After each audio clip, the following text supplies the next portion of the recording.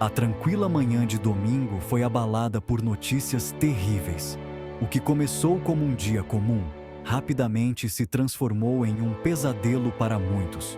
Por toda a Rússia, uma onda de choque e tristeza se espalhou quando relatos emergiram da volátil região do Daguestão, no norte do Cáucaso. As notícias se espalharam rapidamente, com as pessoas tentando entender a magnitude do que havia acontecido. Uma série de ataques terroristas meticulosamente planejados atingiu o coração da República, deixando um rastro de devastação e desespero. As explosões foram coordenadas para causar o máximo de dano possível, atingindo áreas densamente povoadas e locais de grande importância. Os ataques serviram como um lembrete sombrio da ameaça sempre presente do terrorismo que continua a assolar a região. A população, já acostumada com a instabilidade, foi novamente lembrada da fragilidade de sua segurança. Os ataques, caracterizados por sua brutalidade e covardia, enviaram ondas de choque muito além das fronteiras do Daguestão. A comunidade internacional também reagiu, condenando veementemente os atos de violência.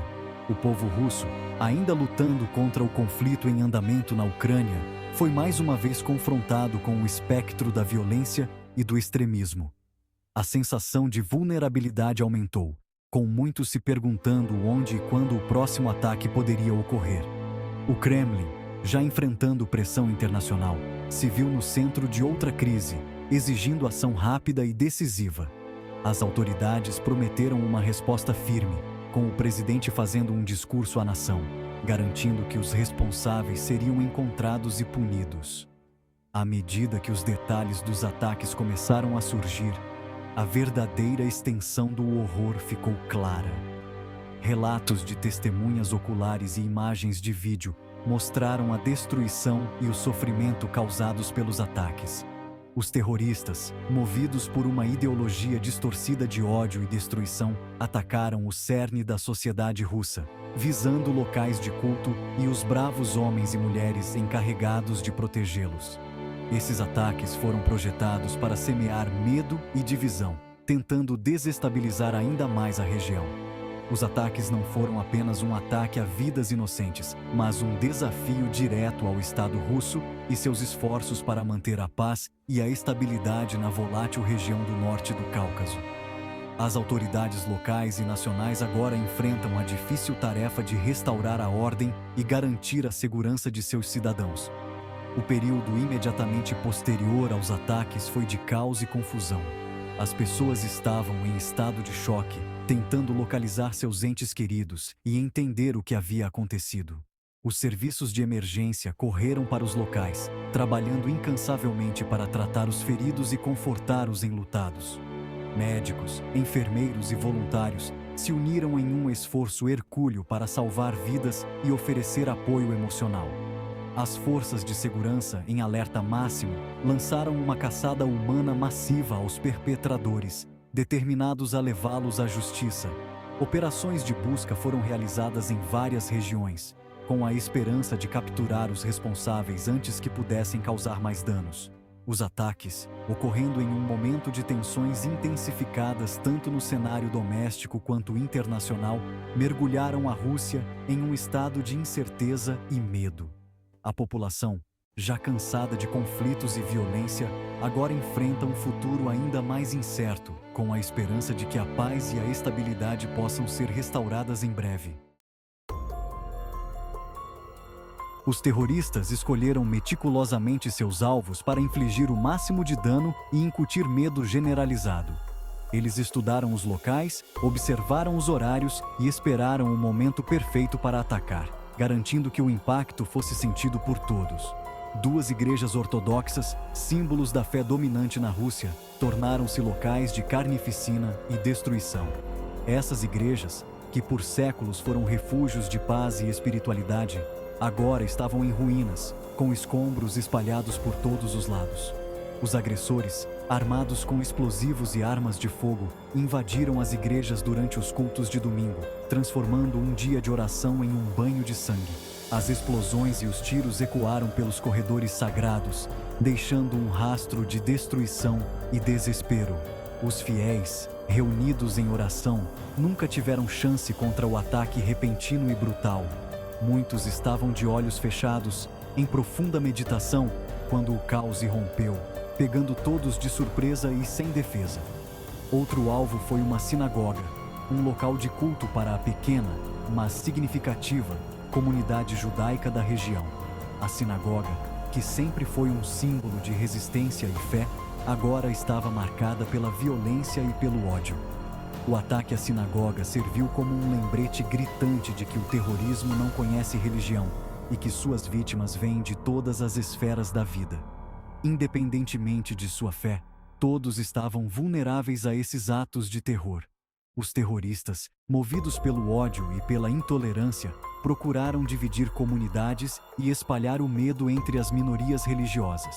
Eles sabiam que, ao atacar locais de culto, poderiam semear desconfiança e divisão entre diferentes grupos religiosos. Para piorar a tragédia, um posto de controle de segurança, guarnecido por policiais vigilantes que se protegiam contra tais ataques, também foi atacado. Esses postos de controle são a primeira linha de defesa contra o terrorismo, e sua destruição foi um golpe significativo para a segurança da região. 15 policiais, a primeira linha de defesa contra o terrorismo, perderam a vida no cumprimento do dever. Esses oficiais, que diariamente arriscam suas vidas para proteger a comunidade, foram pegos de surpresa e não tiveram chance contra a violência dos terroristas. Seu sacrifício destacou os perigos diários enfrentados por policiais na região volátil. Cada dia é uma batalha e cada missão é uma prova de coragem e dedicação. Os ataques a alvos civis e de segurança destacaram a natureza complexa e multifacetada da ameaça terrorista. Não se tratava apenas de atacar locais de culto, mas de desestabilizar toda a estrutura social e de segurança da região. Os terroristas, ao atacar locais de culto, pretendiam incitar o ódio religioso e a divisão dentro da sociedade russa. Eles sabiam que, ao criar um clima de medo e desconfiança, poderiam enfraquecer a coesão social e aumentar as tensões entre diferentes grupos religiosos. O ataque ao posto de controle de segurança, por outro lado, demonstrou sua intenção de desafiar a autoridade do Estado e criar um clima de medo e instabilidade. Ao atacar as forças de segurança, os terroristas enviaram uma mensagem clara de que ninguém estava seguro, nem mesmo aqueles encarregados de proteger a comunidade. A responsabilidade pelos ataques foi rapidamente reivindicada pelo Vilayat Kavkaz, um grupo militante que opera no norte do Cáucaso e jura lealdade ao Estado Islâmico do Iraque e da Síria, ISIS. Este grupo tem sido uma presença constante na região, aproveitando-se das tensões locais e da falta de estabilidade para expandir sua influência. O grupo, conhecido por suas táticas brutais e ideologia extremista, é responsável por inúmeros ataques na região, buscando estabelecer um califado islâmico no norte do Cáucaso. Suas ações incluem sequestros, assassinatos e atentados à bomba, todos projetados para desestabilizar a região e impor sua visão radical. O Vilayat Kavkaz, operando como uma afiliada regional do ISIS, explorou a instabilidade e as queixas no norte do Cáucaso para recrutar membros e realizar ataques. Eles se aproveitam das frustrações locais, prometendo um senso de propósito e pertencimento aos jovens desiludidos. Suas táticas geralmente envolvem atingir civis e forças de segurança, com o objetivo de semear o medo e minar a autoridade do governo russo.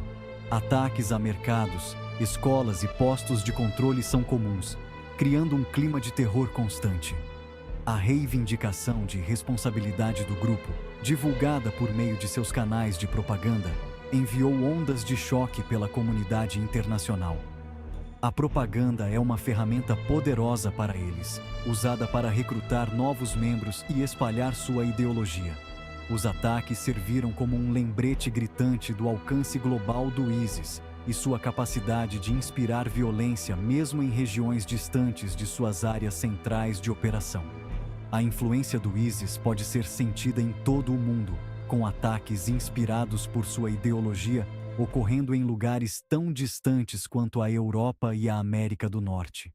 O envolvimento do Wilayat Kavkaz nos ataques levantou preocupações sobre o ressurgimento do ISIS e sua capacidade de inspirar e dirigir ataques de seus redutos no Oriente Médio.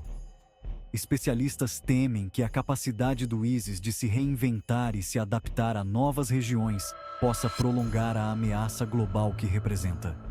Os ataques também destacaram a necessidade de maior cooperação internacional para combater a ameaça representada pelo ISIS e seus afiliados. A luta contra o terrorismo exige uma abordagem coordenada, com países compartilhando informações e recursos para enfrentar essa ameaça comum. Somente através da unidade global podemos esperar conter a influência do ISIS e garantir a segurança de nossas comunidades.